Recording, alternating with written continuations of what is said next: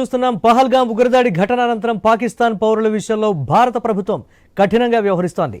పాక్ పౌరుల వీసాలను రద్దు చేస్తోంది. అంతేకాక దేశం విడిచి వెళ్లాలని ఆదేశాలు జారీ చేసింది. కేంద్ర ప్రభుత్వ సూచనల మేరకు తెలంగాణ పోలీసులు కూడా రాష్ట్ర వ్యాప్తంగా తనిఖీలను ముమ్మరం చేశారు. హైదరాబాద్లో మొత్తం 213 మంది పాకిస్తానీలు ఉన్నట్లు గుర్తించారు.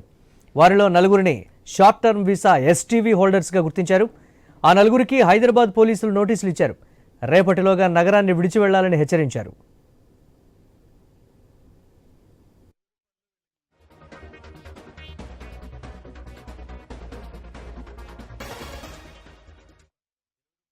పహల్గాం ఉగ్రదాడి ఘటన అనంతరం పాకిస్తాన్ పౌరుల విషయంలో భారత ప్రభుత్వం కఠినంగా వ్యవహరిస్తోంది.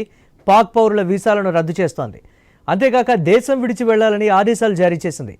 కేంద్ర ప్రభుత్వ సూచనల మేరకు తెలంగాణ పోలీసులు కూడా రాష్ట్ర వ్యాప్తంగా తనిఖీలను ముమ్మరం చేశారు. హైదరాబాద్లో మొత్తం 213 మంది పాకిస్తానీలు ఉన్నట్లు గుర్తించారు. వారిలో నలుగురిని షార్ట్ టర్మ్ వీసా ఎస్టీవీ హోల్డర్స్గా గుర్తించారు. ఆ నలుగురికి హైదరాబాద్ పోలీసులు నోటీసులు ఇచ్చారు. రేపటిలోగా నగరాన్ని విడిచి వెళ్లాలని హెచ్చరించారు. దీనిపై మరిన్ని అప్డేట్స్ మా కరెస్పాండెంట్ స్వామి అందిస్తారు. స్వామి,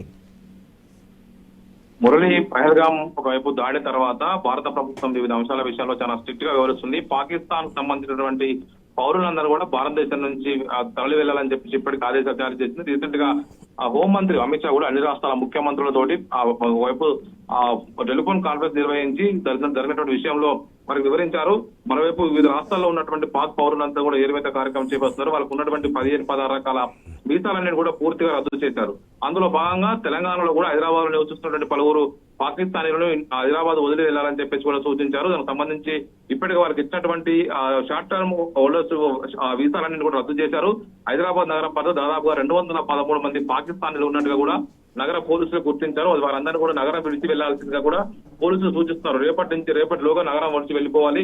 ఒకవైపు భారత ప్రభుత్వం ఇచ్చిన ఆదేశాలన్నీ కూడా పూర్తిగా పాటించాలని చెప్పేసి ఆ కేంద్రం సూచించిన నేపథ్యంలో పోలీసు శాఖ కూడా కఠినంగా వివరిస్తుంది. ఎక్కడెక్కడ వాళ్ళు ఒకవేళ అక్రమంగా ఉన్న వారిని వీసా టైం అయిపోయిన వారిని కూడా గుర్తించి ఇండియా నుంచి పంపించే ప్రయత్నం అయితే చేస్తున్నారు. మురళి.